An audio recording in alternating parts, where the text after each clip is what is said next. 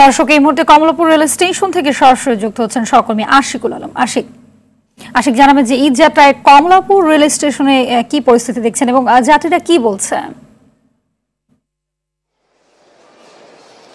হাবিবা, ধন্যবাদ আপনাকে। আমরা সকাল থেকে যেমন দেখছিলাম পরিস্থিতিটি খুবই সন্তোষজনক এবং যাত্রীরাও আমাদেরকে বলছিলেন যে তারা খুব স্বাচ্ছন্দ্যেই ট্রেন ভ্রমণ করতে পারছেন। আমি যদি এখনকার পরিবেশটা একটু আপনাকে দেখানোর চেষ্টা করি যে ট্রেনের জন্য কিন্তু অলরেডি অনেক যাত্রী আছেন যারা অপেক্ষা করছেন প্ল্যাটফর্মে ট্রেন আসার সাথে সাথেই কিন্তু তারা দেখছি যে আসন নিচ্ছেন এবং ভেতরে প্রবেশের ক্ষেত্রে যে ধরনের নিরাপত্তা ব্যবস্থা, টিকিট চেকিংয়ের ক্ষেত্রে কিছু অসঙ্গতি ধরা পড়েছিল যেসব টিকিট তারা হয়তো অ্যাপসে না কিনে হয়তো কারো মাধ্যমে ক্রয় করেছেন, সেই জায়গায় কিছু ভুয়া টিকিট বা ফেক টিকিট পাওয়া গিয়েছে। এই বিষয়ে আমাদেরকে অবগত করেছিলেন স্টেশন ম্যানেজার।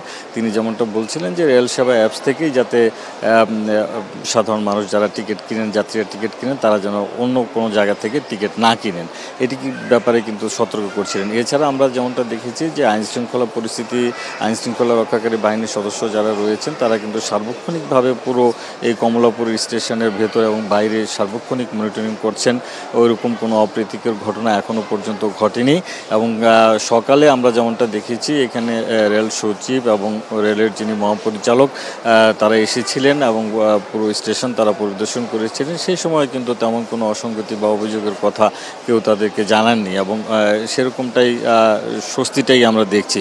তবে বাকি পথ যে এই কমলাপুর থেকে যাওয়ার পরবর্তী যে স্টেশনগুলো, সেই স্টেশনগুলো থেকে যাতে ছাদে উঠতে না পারেন কেউ এবং বিনা টিকিটে যাতে ভ্রমণ করতে না পারেন, সেই বিষয়গুলোর উপর নজর রাখার কথা কিন্তু তারা বলছেন এবং তারা বলছেন যে এবারকার যে ব্যবস্থাপনা, সেই ব্যবস্থাপনায় আসলে সবাই সন্তুষ্ট এবং যেভাবে তারা বাড়িতে যাচ্ছেন প্রিয়জনদের সাথে ঈদ করার জন্য, সেভাবেই যেন তারা খুব স্বাচ্ছন্দ্যে আবার ফিরতে পারেন, সেই বিষয়টির উপর জোর দেওয়ার কথা তারা বলছেন। হাবিবা, এই ছিল আমার কাছে কমলাপুর রেলওয়ে স্টেশন থেকে। ধন্যবাদ আপনাকে। এই মুহূর্তে সিরাজগঞ্জের যমুনা সেতুর পশ্চিম সংযোগ মহাসড়ক থেকে সরাসরি যুক্ত হচ্ছেন আমাদের আরেক সহকর্মী সাজিরুল ইসলাম সঞ্চয় জানাবেন যে মহাসড়কে যানবাহনের চাপ ও ব্যবস্থাপনা কেমন দেখছেন?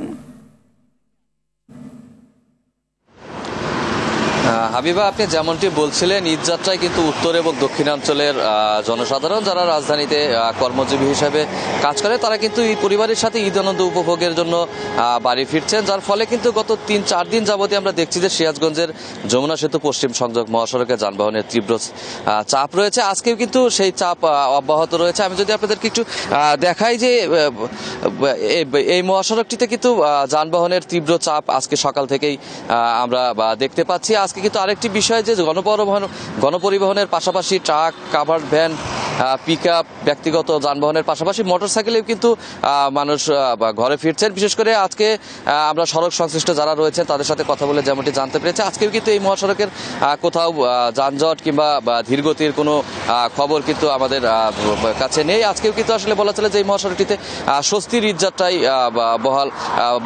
বজায় রয়েছে। আরেকটি বিষয় যে এই মহাসড়কটিতে কিন্তু এই যে যানবাহনের চাপ, এটি কিন্তু আজকে বিকেলের পর থেকে এই যানবাহনের চাপ অনেকটাই কমে আসবে বলে সড়কে দায়িত্ব পালনরত যারা পুলিশ সদস্যরা রয়েছে তারা কিন্তু আমাদেরকে জানিয়েছে। তো আসলে এই ছিল আমার কাছে সিরাজগঞ্জের মহাসড়ক থেকে ঈদযাত্রার সবশেষ খবর। হাবিবা, ধন্যবাদ আপনাকে।